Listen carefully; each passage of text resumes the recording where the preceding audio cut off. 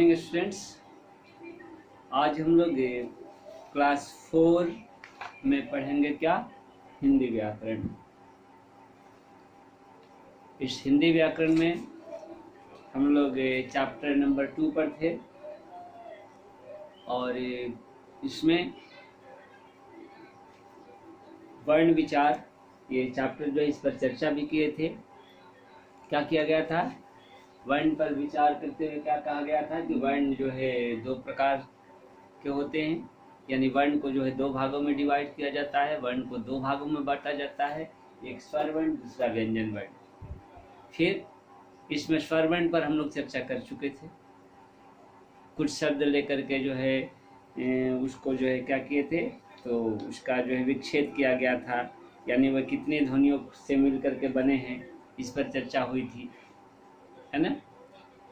तो कहने का मतलब क्या, कहने का मतलब मेरा यह है कि स्वर वर्ण पर हम लोग चर्चा कर चुके थे, चाहे वह जो है अनुस्वार की बात हो या चंद्रबिंदु की बात हो या फिर से विसर्ग की बात हो, ये सब हम लोग चर्चा कर चुके हैं। स्वर पर चर्चा किए हैं, उसकी मात्राओं पर चर्चा किए हैं और शब्द पर भी चर्चा किए हैं, उससे बने शब्द पर। ठीक है, तो हम आज आते हैं क्या, व्यंजन वर्ण पर। अब व्यंजन वर्ण पढ़ने के पहले हमें यह जानना चाहिए क्या कि व्यंजन वर्ण की संख्या जो है कितनी है। तो व्यंजन वर्ण की कुल संख्या कितनी है, 33 है। यहाँ पर दिया गया है, देखिए फर्स्ट में ये कॉलम में बॉक्स में दिया गया है क्या, जितने भी व्यंजन वर्ण हैं ये सारे के सारे व्यंजन वर्ण में क्या है, हलंत दिया गया है। हलंत मतलब क्या कि कोई भी जैसे क लिखा गया है एक तिरछी रेखा लिखा गया है छोटी सी, फिर से जो क्या है ख लिखा गया है वहीं तिरछी रेखा, ग लिखा गया, यानी जितना ये बॉक्स में हम देखते हैं क्या है, एक तिरछी रेखा उसमें लगाई गई है नीचे, तो उसको क्या कहते हैं, उसको जो है हम हलंत कहते हैं। तो ये क्या है, व्यंजन है। व्यंजन दो रूपों में हम लिखते हैं, व्यंजन दो रूपों में हम लिखते हैं। एक व्यंजन वह होता है जो अ से जुड़ा हुआ होता है, और दूसरा व्यंजन क्या होता है, वह उसमें अ जो है विभक्त हुआ रहता है, यानी अ उसमें नहीं जुड़ा हुआ रहता है, यानी वह अरहित होता है, अ के बिना होता है। तो कहने का मतलब क्या कि एक व्यंजन असहित होता है और एक जो है अरहित होता है। जिसमें असहित जब हो जाएगा तो पूरा हम क देंगे, उसमें हलंत नहीं देंगे तो असहित होगी। और क में क से जहाँ हम अ हटा देंगे तो वो जो है अरहित हो जाएगा, हलंत हो जाएगा उसमें क में। तो कहने का मतलब क्या कि व्यंजन दो भागों में बांटा गया, एक क्या है अरहित, एक असहित। ठीक है, नेक्स्ट आइए। नेक्स्ट बात क्या है, व्यंजन की विशेषता कि व्यंजनों की संख्या 33 है और व्यंजन के अंत में क्या होता है, तो व्यंजन के अंत में जो है छ, त्र, ज्ञ और स्र लिखे होते हैं। इन्हें क्या कहते हैं, तो इन्हें जो है संयुक्ताक्षर कहते हैं। संयुक्ताक्षर, संयुक्ताक्षर का मतलब क्या होता है, संयुक्त अक्षर मतलब कि अक्षर जो है एक दूसरे से जुड़े हुए होते हैं। जैसे में संयुक्त अक्षरों की श्रेणी में आता है क्या, व्यंजन के अंत में क्या रहता है, छ, त्र, ज्ञ और स्र। हम व्यंजन कहाँ तक मानते हैं, तो व्यंजन को हम मानते हैं क से लेकर के ह तक, यानी कवर्ग, चवर्ग, टवर्ग, तवर्ग, पवर्ग और य वर्ग। लेकिन य वर्ग में कहाँ तक, य, र, ल, व, तलाव्य स, मूर्धन्य स, दंत स, ह। ठीक है, लेकिन बाकी जो बच गया क्या क्या, छ, त्र, ज्ञ और स्र, इसको हम क्या किए, हम जो है संयुक्त व्यंजन की श्रेणी में इसको रखते हैं। संयुक्त व्यंजन का मतलब क्या होता है, यह जो है दो व्यंजनों से जुड़ा हुआ होता है। अब जब प्रश्न हुआ क्या, प्रश्न आया यहाँ पर कि दो व्यंजनों से जुड़ा हुआ होता है, तो दो व्यंजन कौन कौन है, देखिए दो व्यंजन जैसे हम क्या किए, कहे कि छ लीजिए, छ जो है क हलंत और स से जुड़ा हुआ है ये। ठीक है, त्र लीजिए तो त हलंत और र से जुड़ा हुआ है ये।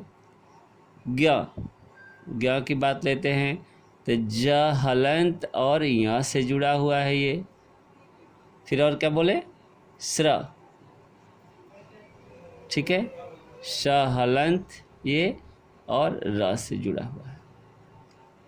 तो ये क्या है, ये सारे के सारे जो व्यंजन हुए ये क्या हो गए, संयुक्त व्यंजन, संयुक्त व्यंजन। बात समझ रहे हैं। नेक्स्ट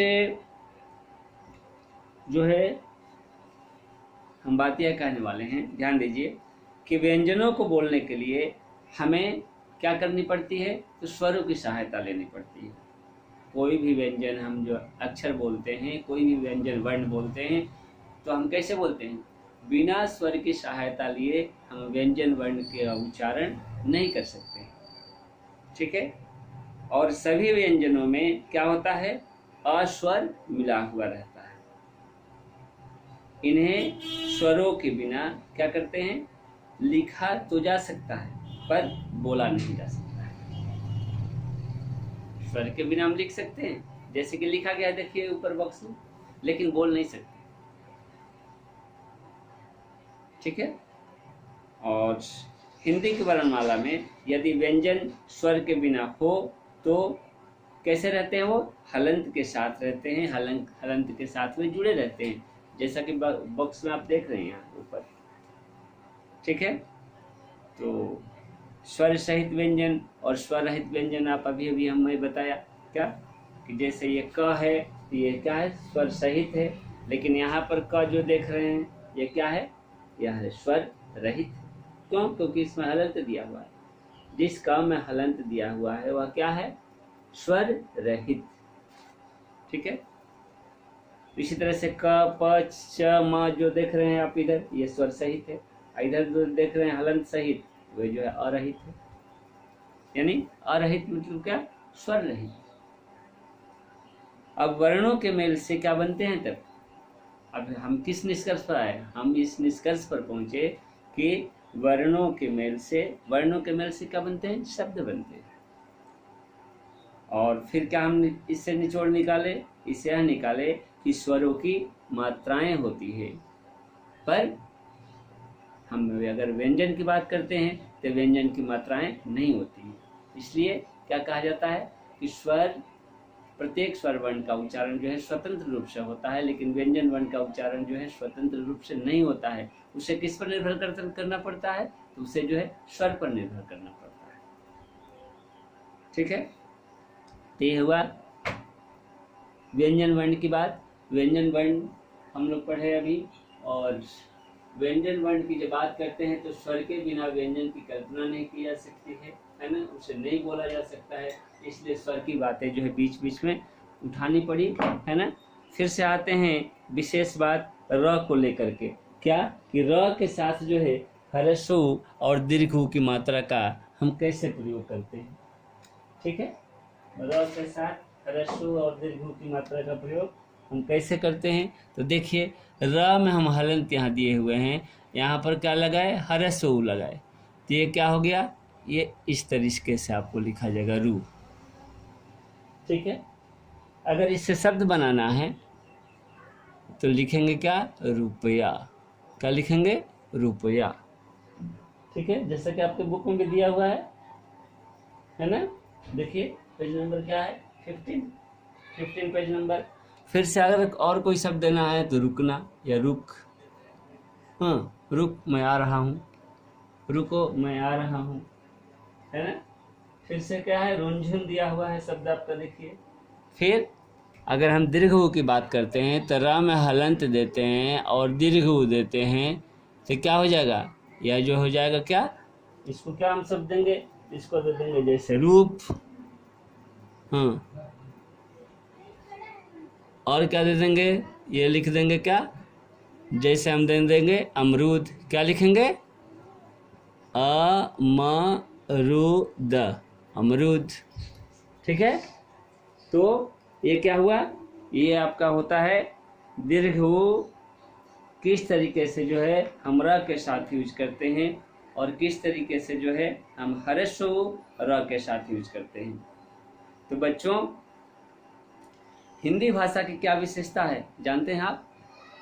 हिंदी भाषा की यह विशेषता है कि इसे जैसे बोला जाता है वैसे ही लिखा भी जाता है। दूसरी कोई अन्य भाषा नहीं है, ठीक है? कोई भी अन्य भाषा नहीं है जो कि जैसे बोला जाता है वैसे ही लिखा जाता है। एज फॉर एग्जाम्पल समझिए इस चीज को। जैसे हम बोलते हैं क्या, हम आपको लेते हैं, ये देते हैं, देखिए एग्जाम्पल, KNOW, इंग्लिश में आइए, ये क्या कहा जाता है? इसको हम बोलते हैं क्या? नो। जबकि हम शुरू किए थे, स्पेलिंग किससे शुरू किया गया? इससे शुरू किया गया, के से। ये तो होना चाहिए कनो, लेकिन नहीं बोलते हैं। ये देखिए DEBT, इसको क्या हम बोलते हैं? इसको बोलते हैं डेट। डेट का मतलब क्या होता है? कर्ज। लेकिन ये बोला क्या जाना चाहिए? ये तो बोला जाना चाहिए डेब्ट। बोला जाना चाहिए बीच में, चूंकि बी है ना?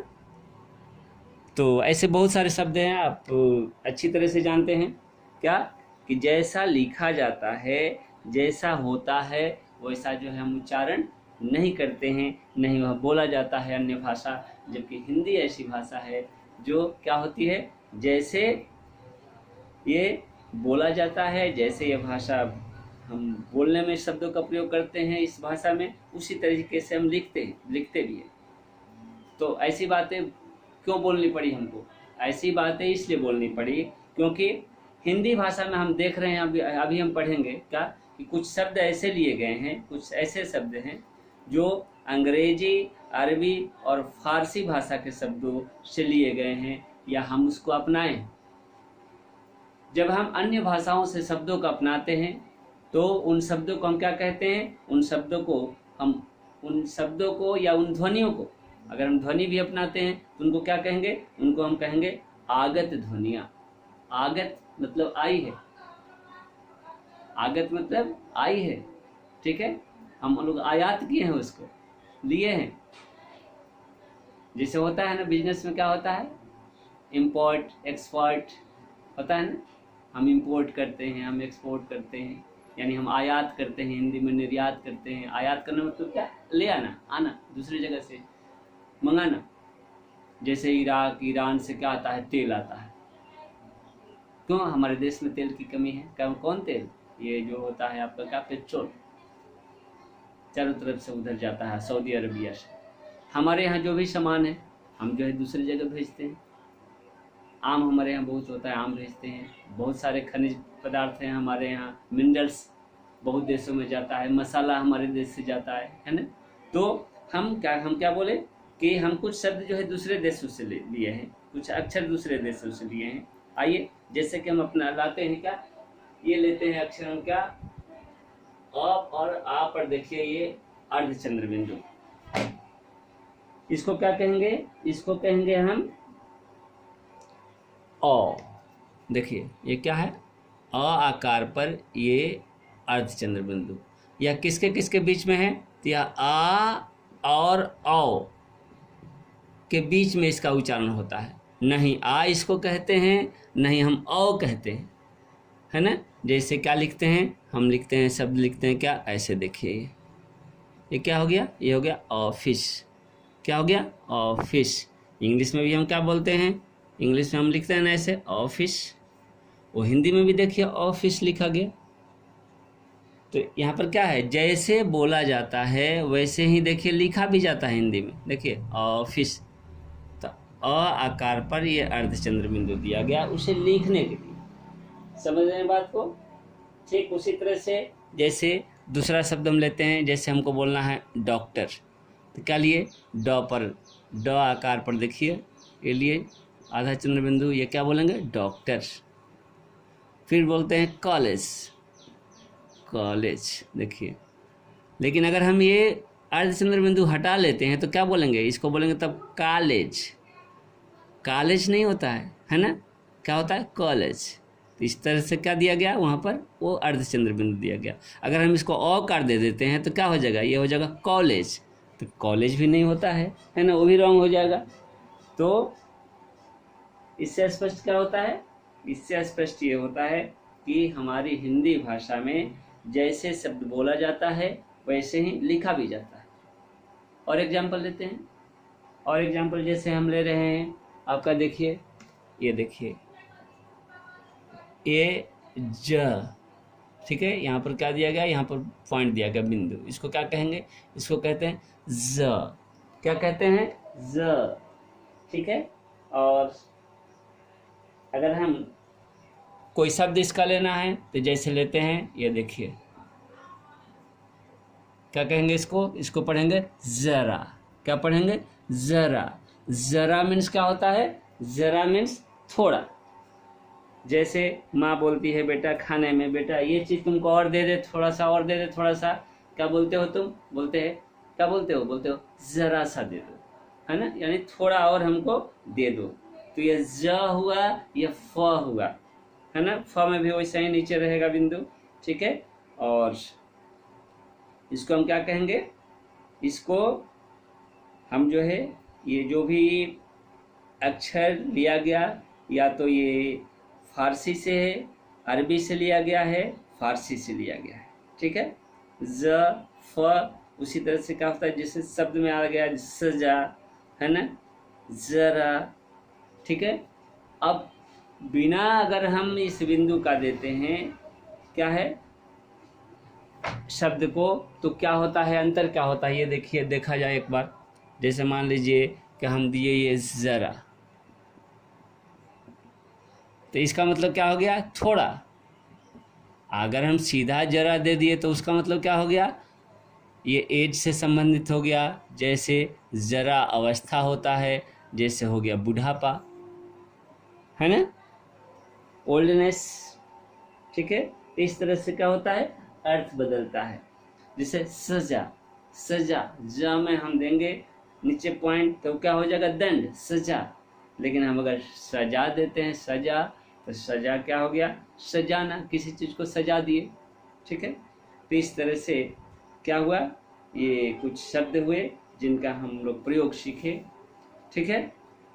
अब नेक्स्ट डे हम लोग आएंगे क्या, इसके क्वेश्चन आंसर पर। तो अभी तक हमने क्या सीखा, अभी तक हमने सीखा कि वर्ण भाषा की सबसे छोटी ध्वनि होती है। और क्या सीखे, वर्ण दो प्रकार के होते हैं, स्वर और व्यंजन। फिर क्या सीखे कि वर्णों के निश्चित और क्रमबद्ध समूह को वर्णमाला कहते हैं। नहीं, स्वरों की मात्राएं होती है, व्यंजनों की मात्रा नहीं होती, है ना। और फिर वर्णों के सार्थक समूह को शब्द कहते हैं, शब्दों के सार्थक समूह को वाक्य कहते हैं, जो कि नहीं इसमें दिया हुआ अभी, है ना। और व्यंजन का उच्चारण जो है स्वर की सहायता से होता है। इन सारी बातों को हम लोग सीखे। तो नेक्स्ट टाइम मिलते हैं अगले क्लास में। क्या करेंगे, हम लोग क्वेश्चन आंसर पर चर्चा करेंगे। तब तक के लिए धन्यवाद।